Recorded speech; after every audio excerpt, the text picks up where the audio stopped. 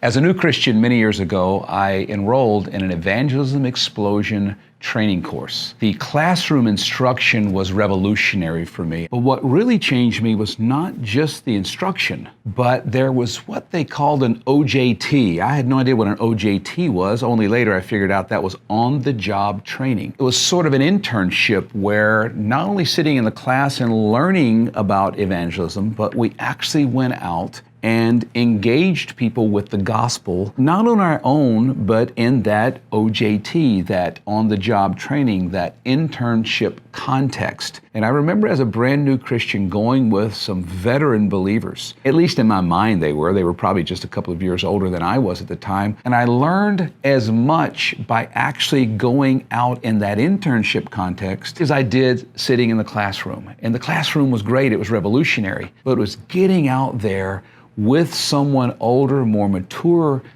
than me at the time, and helping me actually put into practice what I learned. That's what internship is about. Now, if we really want to develop leaders, it's not just classroom.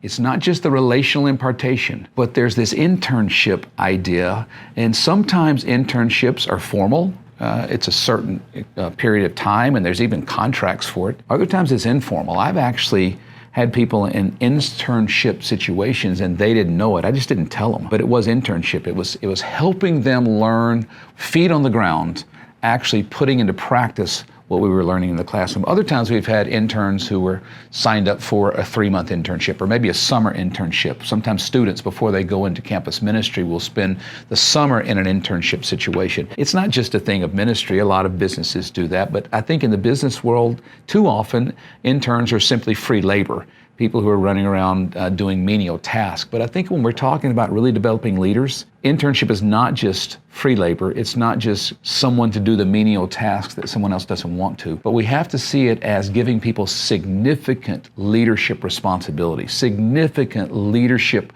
moments, carrying large, weighty tasks that really matter in ministry.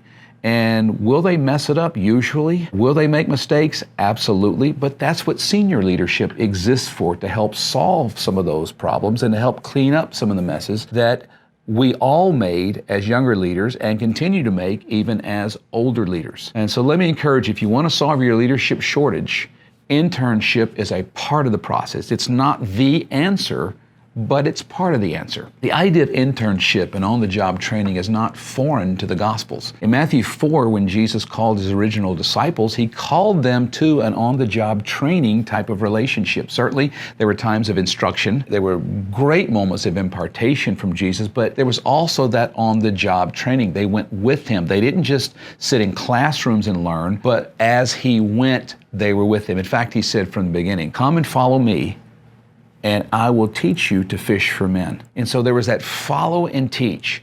Be a part of this. And as we go, you will learn. Not just information through instruction, not just impartation where I'm changing your heart, but Jesus said there'll be more than that. There'll be actual doing. And then, of course, he sent them out 2 by 2. He would instruct them, send them out. They would come back. And a big part of the internship process is when people come back, there's evaluation. There's looking at, here's what you did right, here's what you did wrong. And remember, after one of those internship moments when Jesus sent them out, they came back so excited about deliverance and about demons being cast out. And in Jesus' evaluation of that was, you're focused on the wrong thing. I saw Satan fall like lightning from heaven, and that's no big deal, stay away from that. But he focused them back on the people they were called to minister to and focused them back on the kingdom principles he was teaching them. So this internship is not just people doing menial tasks. It's not just people going and doing ministry with no accountability, but it's doing significant ministry task and coming back and having evaluation and upgrades, and then instruction comes in and impartation comes in, and then that cycle goes back. There's that internship and the opportunities there. So if you want to solve your leadership shortages, then identify not leaders, but potential leaders. Get the right instruction, have face-to-face, close relational time of impartation, and create some type of internship, formal or informal. It doesn't matter as long as there's on-the-job opportunities for young and inexperienced leaders to give it a shot and to learn through doing.